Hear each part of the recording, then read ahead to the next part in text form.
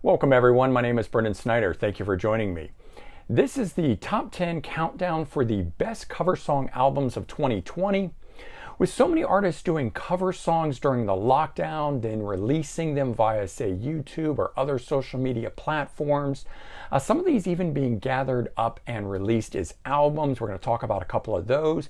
I decided that I think we should do the countdown for the top 10 best cover songs of 2020. As a side note, I've already done best albums of 2020, which is all new original material, and I've also done best box sets of 2020. I'll leave links to those in the description below. But before we go any further, if you're new to my channel and you haven't already hit the subscribe button, please click the button for me. Also leave a comment, hit like, all those things help support my channel. And as an added bonus, you'll be able to stay up to date on all that's going on in the world of music. Just like this, we are going to do the top 10 best cover song albums for 2020. Now, before we jump into that, I've got some honorable mentions too. There's 5 of them here. But the reason they didn't make the list is they're actually covering themselves. So as opposed to it being a true covers album where one particular artist covers somebody who inspired them, a different artist, these guys covered themselves. So we've got Lynch Mob and Wicked Sensation Reimagined. It's an update anniversary for the 1990 album, so 30 years ago kind of a thing, and they basically reimagined them into new styling. So there was that was kind of cool. Mike Tramp, former White Lion frontman, he's got this album here called Second Time Around. He did an album with a group called Rock and Roll Circus about 10 years ago, and he didn't really feel it got given the due that it should, so he has re-recorded those tracks, and some of them being updated into newer stylings for that release there. Then we've got a classic new wave of British heavy metal group Diamond Head, Lightning to the Nations 2020 as it sounds. They have re-recorded their debut album, Lightning to the Nations, but the cool thing is they've also added some cover songs on here, including doing a Metallica song, No Remorse, and as you know, Metallica has covered 4 Diamond Head songs, so cool to see them returning the favor there. Neil Young, The Times, this is one of those lockdown albums where he was recording different porch sessions, but he's covering songs that he has already done there. And then finally we've got John Fogerty, Fogerty's Factory, where he actually did the same sort of thing. Each week he put on new performances with his family, his kids, backing him up, and they predominantly did all Creedence Clearwater Revival and John Fogerty solo songs, but there are some other cover songs by other artists on there as well. I really wanted to include that one in the list, but to me it did not make what I consider a true covers album, which are generally all songs that are outside of the artist who's performing them. All right, but coming in at number 10, we've got Zakk, Sabbath, and Vertigo. So this one here features Zakk Wylde from Ozzy Osbourne's solo band. So he's actually uniquely qualified to be leading this covers group, which is doing the 50th anniversary celebration for the debut Black Sabbath album, performing it all in its entirety. So this album here is the debut Black Sabbath album, start to finish on there. And Zakk does a remarkable job honoring the original recordings, but he does breathe some real new life into those. All right, coming in at number 9, we've got Marty Friedman, Tokyo Jukebox 3. Now, Marty Friedman is a former Megadeth guitarist, and he now lives in Japan, which he's got a very successful career going on over there. So no surprise that his covers album features all Japanese bands.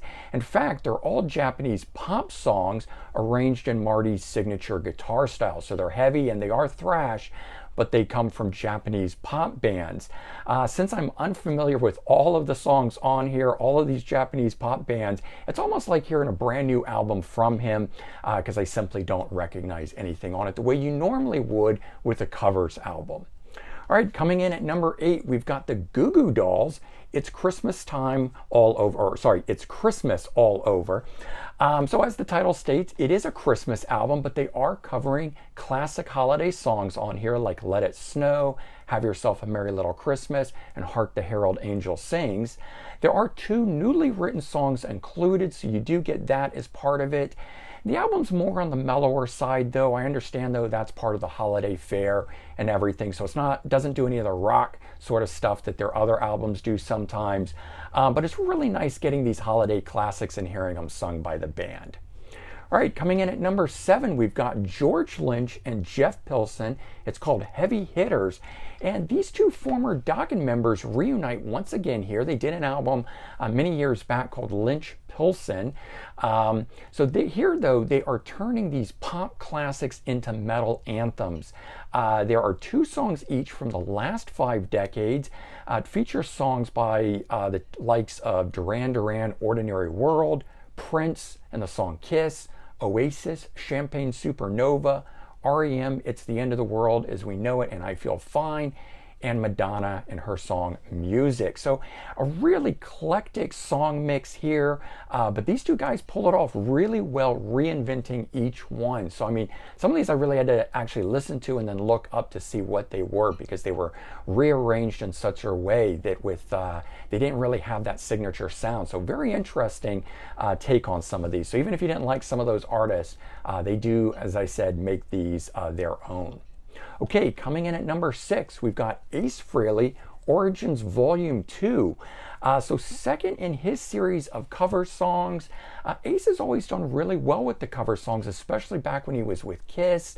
If you all remember New York Groove off his solo album, that was the highest charting single of all of the songs that were released at that time.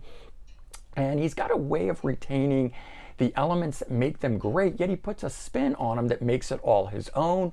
On this album here, we've got Rolling Stones, Jumping Jack Flash, Humble Pie, 30 Days in the Hole, Jimi Hendrix, Manic Depression, and even does a Kiss song on here that Gene Simmons originally sang She, but now he's doing it. So still a cover because he didn't originally perform that song when he was part of the group.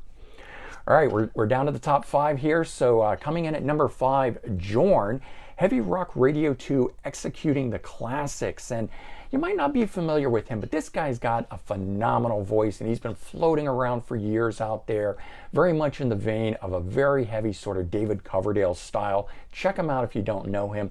This is the second in his series. The song selection focuses on radio hits.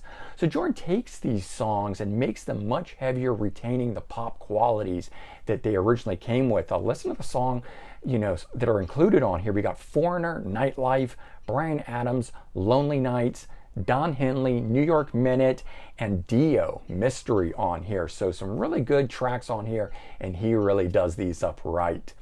All right, coming in at number 4, Ron Keel, South by South Dakota. So that's a play on the famous festival South by Southwest. South Dakota is the home of Ron Keel and his band. It features cover songs from Southern rock, country classics, but they're now really rocked up. And it's got song selections that, in my opinion, wouldn't immediately be thought of as the song that you might cover by an artist. So we've got songs on here by Rossington Collins Band, Don't Misunderstand Me, and Van Zandt, Red, White, and Blue.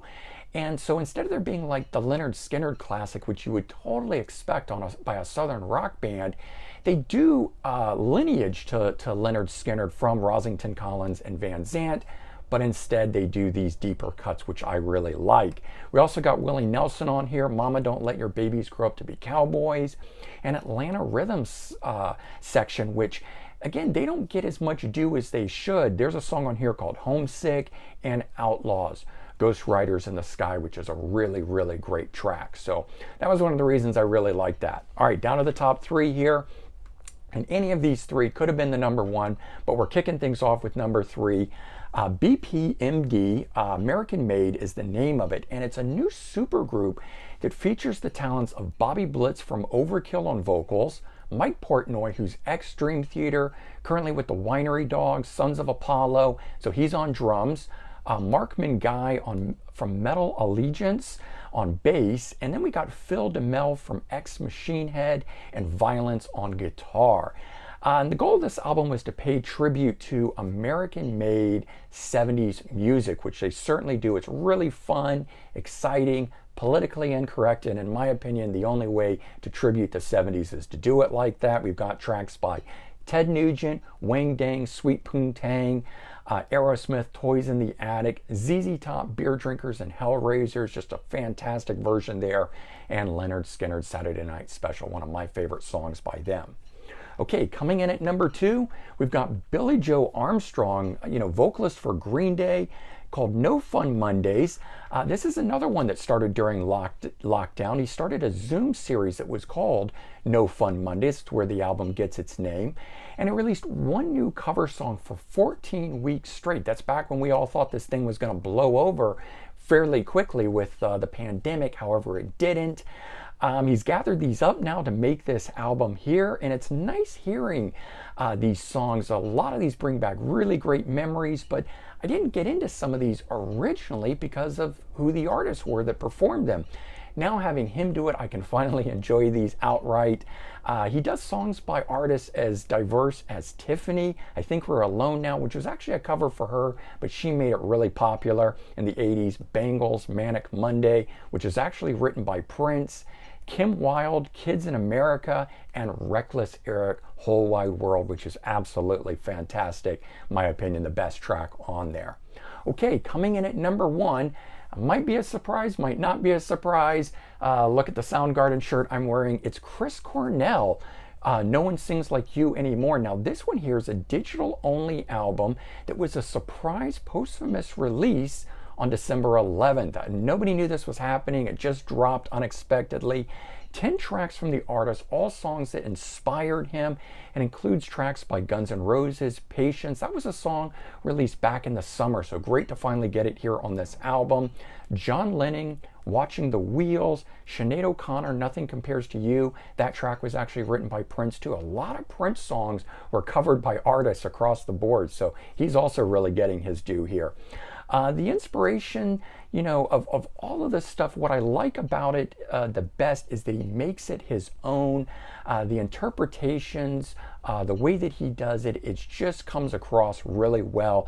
And it's another one of those albums that I feel like is new to me because the way that he does it is so different than the original style of the tracks that it really turns it into something his own that he can claim as his own despite these actually being covers. Now, there is word that a physical CD and vinyl edition of this is coming, but not till March 19th. So you do have to wait a bit, but you can go out and stream this album now. Okay, now there was one album that I was going to put in the list, but it just didn't work for me by a big artist, in my opinion. And so I don't normally do this, but I'm going to actually tell you guys what I think is the worst cover album of the year. Danzig and Danzig Sings Elvis. Okay, I'm a big Danzig fan, so I want to preference that going into this. But to start, this album does not sound like Danzig at all, not just because he's covering Elvis songs, but it's really missing that dark and eerie feel that is the typical Danzig style of their sound. They should have Danzig-fied each of these tracks on here. They've done a song called Trouble off of their EP that's called Thrall. That's an Elvis song, and they really did that one up right. It's heavy, it's grooving.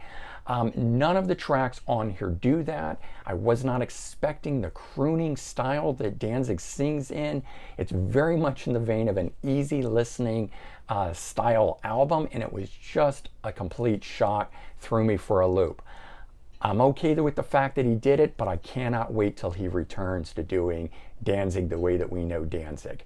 All right, in closing, these cover songs and cover albums themselves, I think, can be a whole lot of fun hearing your favorite artists reinterpret these classics, especially when the artist makes it their own. I think that's when it works best. Now, 2021 is also looking like it's shaping up to be a really good year for more covers albums. There's a couple of them already announced. I mentioned that the Chris Cornell one will also be coming out on March 19th.